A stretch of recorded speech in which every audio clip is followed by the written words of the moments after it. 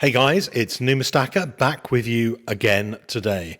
This time our focus is on this guy, William IV. Now everybody recognises Queen Victoria, who was on the throne from 1837, but fewer people recognise William IV, the son of George III, the sailor king who served in the Royal Navy. And he was only king for a few years, between June 1830 and 1837, when Queen Victoria came onto the throne. And so there are not that many coins which represent William IV. And I think he makes quite an interesting subject for collecting. We're going to take a look at today at the year 1831, which was the first year that coins were produced for his reign, and particularly a couple of proof coins from 1831.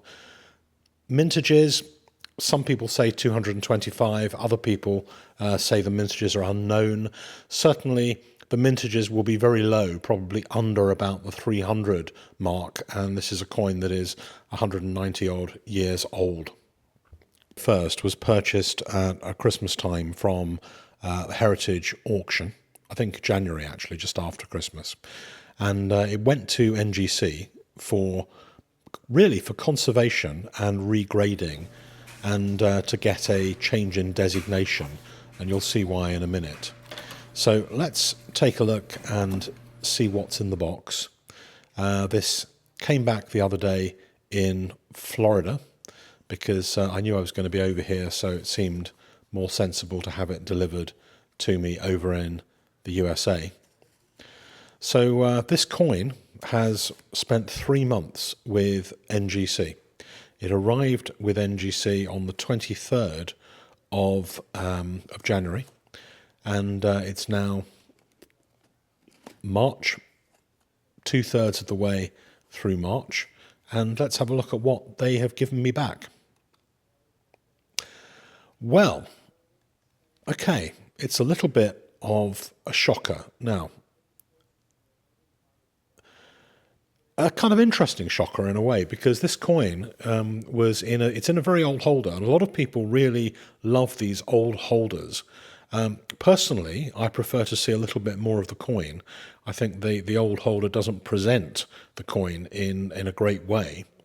And this is graded PF64, and it comes from an era before there were designations of cameo or ultra cameo. Clearly, as you can see here, it's a cameo, ultra cameo coin, but those things weren't recorded on the label when NGC first started. So it's in what's called a thick holder. And a lot of people collect these holders and put a premium on these holders. So the question really was whether or not to take it out of this holder and put it in a more modern holder, whether it needed conservation.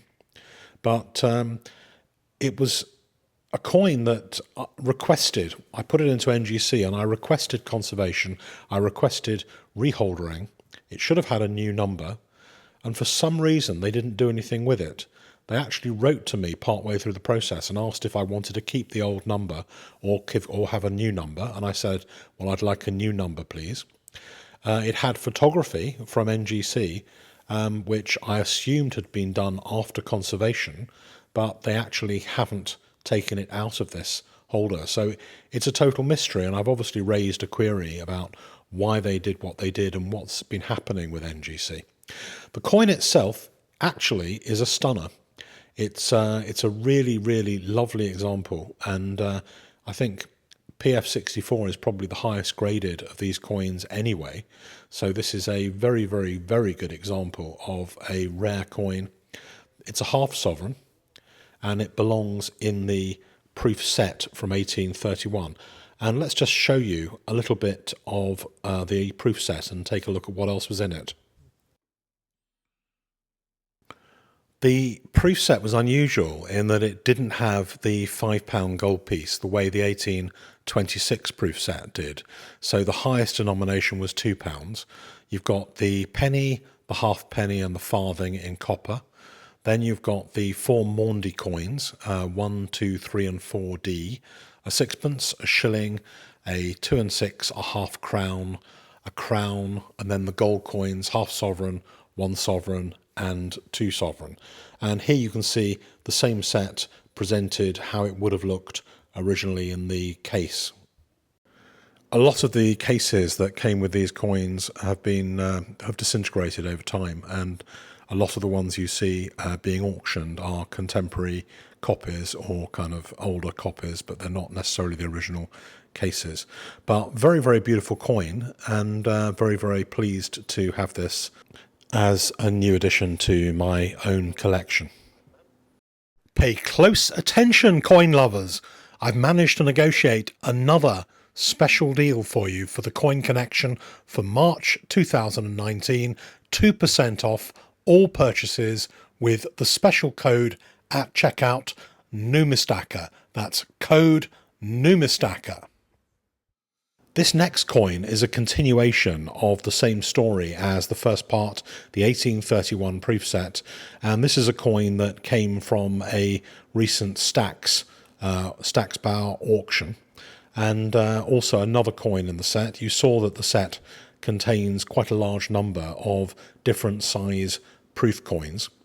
Some of those proof coins are fabulously expensive, like the bigger gold coins such as the two sovereign and the sovereign, and others like the small silver coins can be expensive but much more affordable, and certainly within the ability of somebody who is normally in the market for sovereigns, for example, to go after one of these coins.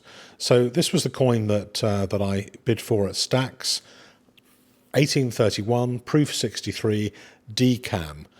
This is a sixpence, so it's the smallest silver coin, not part of the Maundy set, sixpence, and then the shilling. I already have the shilling from a few months ago, so this is, I think, the fourth one in the proof set that I've managed to be able to buy, privileged to be able to buy.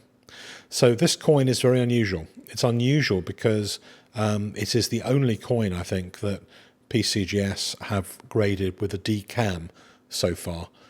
Most of them don't have such amazing cameo as this coin, so this was picked out. It got a 63 in terms of the overall grade of the coin, but I think visually it looks really, really good, and very bright, great mirrored fields. It's absolutely lovely. It's a really, really nice coin, and a great cameo frosting on the portrait of William IV. And you can see here one of the other distinctive things of this coin is it has a plain rim. So there's no ribbing on the rim. All of these proof coins from the proof set have a plain rim.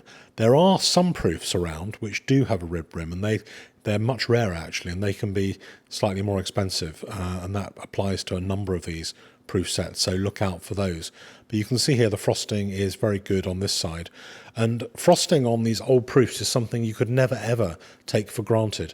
Only the first few coins minted with a particular dies had this kind of frosting, because the frosting wore off, and that's why the first few coins would have been ultra cameo, the next few cameo, and then the coins towards the end of the run may have pretty much no cameo at all on them.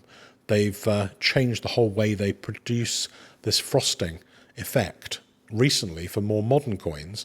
So after the probably the 60s or so, they were able to carry on the cameo effect easily throughout the whole of the run. But very happy to have this in my collection. Interesting to see what you guys make of the 1831 set. I like the fact that there are so few coins for William IV compared to the many, many hundreds of thousands from Queen Victoria. And so it's quite nice and distinctive to collect these early kings, which is something that I've been doing. Looking forward to see what you guys think. Please like, subscribe, and leave me your comments.